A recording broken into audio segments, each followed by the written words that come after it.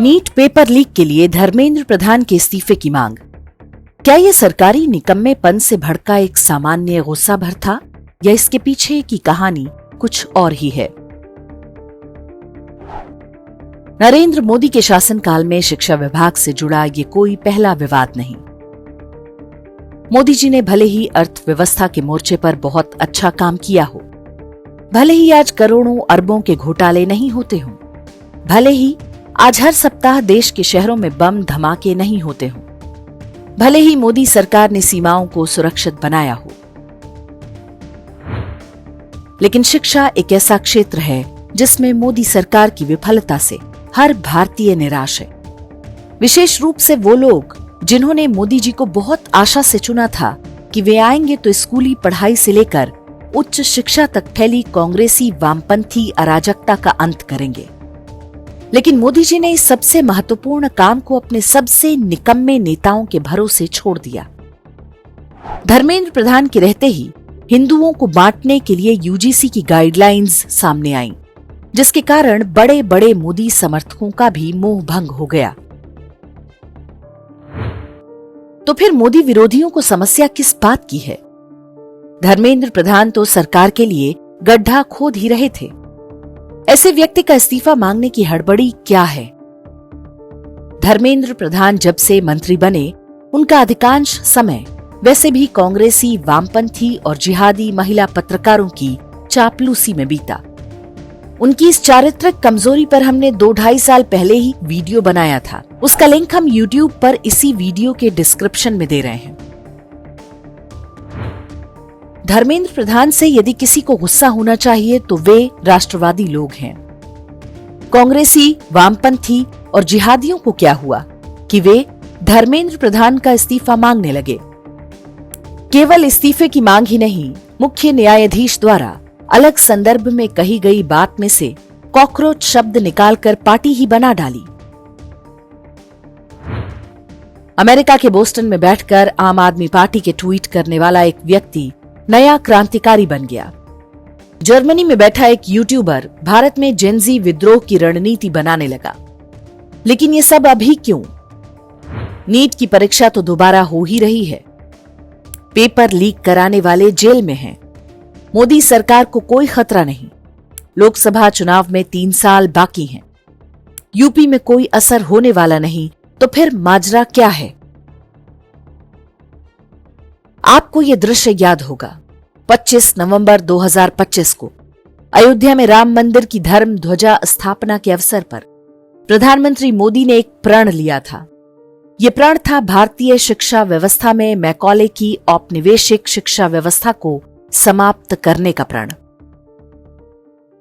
आने वाले 1000 वर्ष के लिए भारत की नींव तभी सशक्त होगी जब मैकाले की गुलामी के प्रोजेक्ट को हम अगले 10 साल में पूरी तरह ध्वस्त करके दिखा देंगे।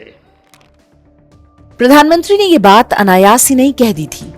ये तैयारी बीते कुछ समय से चल रही थी। इसी प्रण के आधार पर 3 बहुत बड़े निर्णय तय हैं। पहला, सरकार एनसीईआरटी की कक्षा 9 से 12वीं तक की पुस्तकें लगभग पूरी तरह से बदलने वाली है। गणित के नए सिलेबस में शुल्ब सूत्र को जोड़ा गया है। यह प्राचीन भारतीय ज्योमेट्री है जो आज भारत में भी विदेशियों के नाम से पढ़ाई जाती है। ये एक ऐसा बदलाव है जिसकी कल्पना मात्र से वामपंथी कांग्रेसी तंत्र डरता है। स्वतंत्रता के बाद से सारा प्रयास यही रहा कि भारतीयों को कभी ये पता न चलने पाए कि आज जो आधुनिक गणित है वो भारत में ही पैदा हुआ और यहीं से पूरे विश्व में गया। इतिहास का नया सिलेबस और भी आगे जाता है। आर्यन इन्वेजन थियरी पूरी तरह कचरे के डिब्बे में डाल दी गई।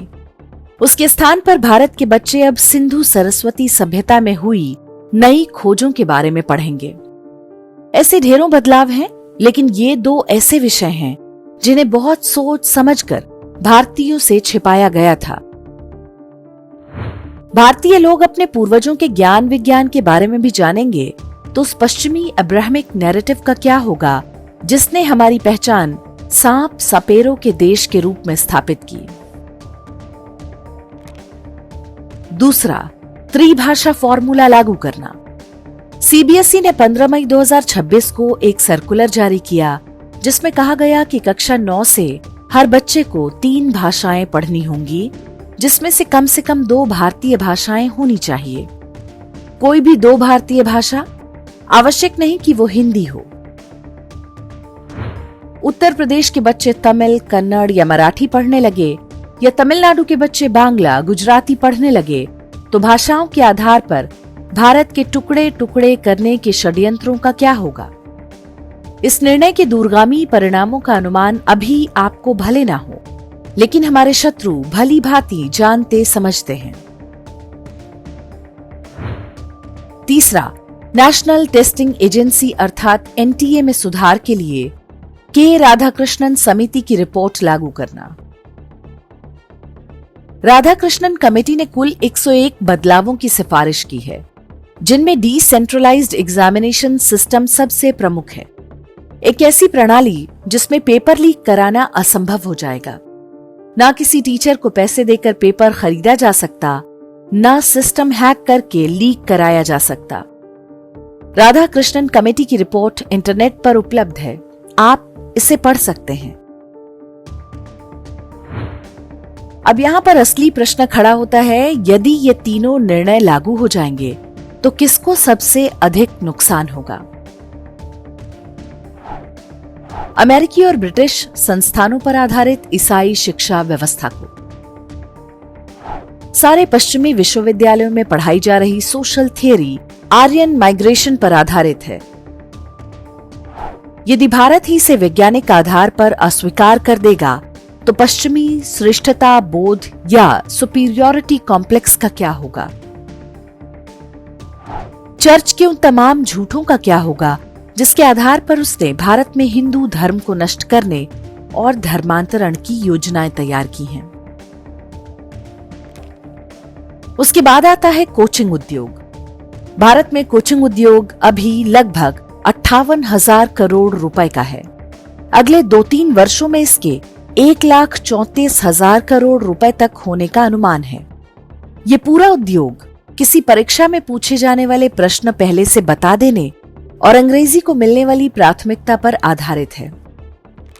अब यदि एनटीए का डिसेंट्रलाइजेशन हो जाएगा, बच्चों को उनकी मातृभाषा में उत्तर देने की छूट मिलेगी, तो कोचिंग उद्योग का रेत का महल कितने दिन खड़ा रहेगा? कोचिंग इंडस्ट्री में ग्लोबल इन्वेस्टर्स ने जो करोड़ों अरबों रुपए का निवेश किया है, उसका क्या होगा? नीट ही नहीं, अधिकांश प्रतियोगिता परीक्षाओं के पेपर यही कोचिंग माफिया लीक कराता है। कोचिंग के नाम पर भारत के मिडिल क्लास परिवारों से हो रही लाखों करोड़ों की वसूली बंद होगी। ट्यूशन और कोचिंग संस्थान तो पहले भी चलते थे, उनमें कोई समस्या नहीं। समस्या उसके एक संगठित आपराधिक माफिया बन जाने से है। शिक्षा में सुधार हुआ तो सबसे अधिक नुकसान होगा एनजीओ उद्योग का। एक ऐसा उद्योग जो लोगों को भड़काने, नकली आक्रोश पैदा करने और विदेशों से ग्रांट लेने पर आधारित है। ये उद्योग भी तभी तक है जब तक भारत की नई पीढ़ी बौद्धिक रूप से दूसरों पर निर्भर और हीन भावना का शिकार रहे। स्कूलों में इतिहास के नाम पर इरफान हबीब, रोमिला थापर, आर.एस. शर्मा और डी.एन. झा की मनोहर कहानियां हटाकर सच पढ़ाया जाने लगा तो एनजीओ गैंग का मायाजाल कितने दिन टिकेगा? धर्मेंद्र प्रधान को जाना चाहिए, लेकिन उसके कारण अलग हैं। आप विश्वास रखें, जेनजी को लेकर चल रहे तमाशे का पेपर लीक से कोई लेना देना नहीं है। ये खेल उससे कहीं अधिक बड़ा है। नया शैक्षिक वर्ष शुरू होने से पहले इतना हंगामा मचा दो कि सरकार डर जाए और सुधारों से पीछे हट जाए। वैसे ही जैसे 3 कृषि बिलों के साथ हुआ था। शत्रु को अपने लक्ष्यों को लेकर कोई भ्रम नहीं है, वे अपना काम कर रहे हैं। हमें पता होना चाहिए कि जिस सरकार को हमने चुना है, उससे हम अपने काम कैसे करवाएंगे, अपने शत्रु के नैरेटिव में फंसकर या सत्य को जान और समझकर।